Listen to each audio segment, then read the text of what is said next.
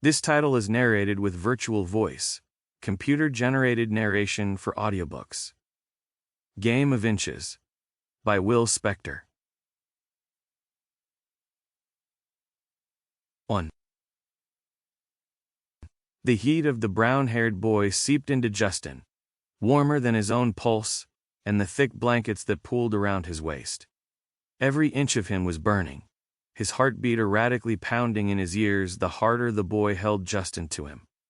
He could feel the length of him, the pull of the nameless boy's muscles, as he lithely stretched beneath Justin's own body. He was throbbing, aching, and the boy seemed to enjoy how badly Justin just wanted to reach for him. He couldn't remember a time he had felt such strong flames licking at his ribs. He nearly groaned when the boy's grin shifted to a smirk, and his belly flared with desire. The boy's hands spread across the small of his back, thick fingers stretching and pressing against him, a gentle attempt to push them together. Justin tightened his muscles, resisting. He didn't know why he was hesitating. Couldn't imagine why he wouldn't just drop and press his lips hard against the stubbled jaw or bobbing Adam's apple of the boy squirming beneath him. He wanted to. God, did he want to?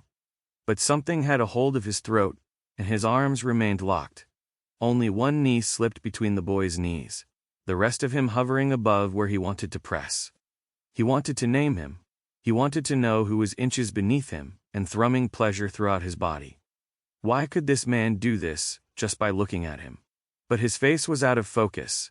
A picture snapped while the camera moved, and the only thing Justin could really see was the deep set of the boy's lips, nearly ruby in the dark of the bedroom. They were broken apart, his tongue darting to peek from between them. Justin couldn't help but be reminded of strawberries, the ones so ripe that they nearly fell into themselves, seeming to cave from the pressure of their juices. Justin's throat was parched, and his lips were dry. He was positive that just having one taste of the boy's lips beneath him would soothe him forever. The boy's face was shifting, its eagerness replaced with frustration and then malice. Panic briefly flashed through Justin at the thought that the brown-haired boy was angry. He knew he was supposed to drop his arms, let his chest meet the one beneath him, and capture the boy as wholly as he captured Justin. But something was stopping him, something physical and present, and like a nagging at the back of his mind all at once. Justin could almost make out the name of the boy, something so familiar and soft that it seemed to be as natural as his own. But still, something didn't seem quite right. It caused a slight internal panic to erupt inside of him.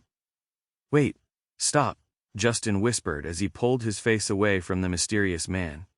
"This isn't right." The man slid his hands down Justin's chest slowly, but firmly, until he slipped them inside of Justin's shorts. Justin gasped for air as the mysterious stranger wrapped his fingers around his cock, while squeezing tightly. Seems all right to your cock," he whispered into Justin's ear. "I think you like it. Should I continue?" Justin, not normally at a loss of words, could only mutter one word. "Yes." The stranger began to squeeze Justin's shaft, twisting slightly as he stroked his shaft up and down. The longer he stroked Justin's cock, the harder he became. The man held a constant stare into Justin's eyes, while slightly licking his own lips. "If you like that, you will love this," the man said as he slowly pulled Justin's shorts completely off him. Justin didn't try to stop him.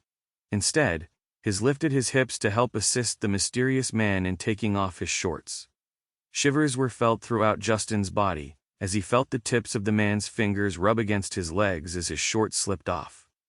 The man's warm breath was the first sensation Justin felt on his cock, but it was enough to have it start throbbing in anticipation. He wouldn't have to wait long as the man pressed his lips to the tip, while starting to stroke his shaft. All that Justin could do now was to give in to the uncharted desires. He had one hand gripped for dear life on the side of his mattress.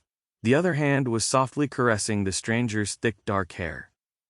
Just as things were heating up, the darkness of the room began seeping away, and the edges blurred as tremendously as the boy's face was.